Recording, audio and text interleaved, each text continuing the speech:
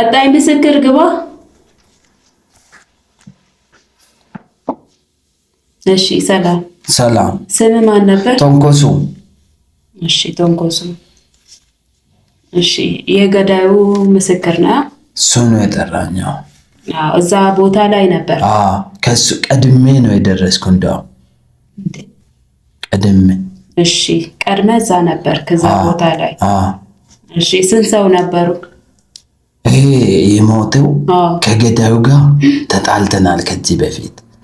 እኔ ገዳዩን ታሰረ እሱን ልገል ቀድሜ ሄጄ ነበር።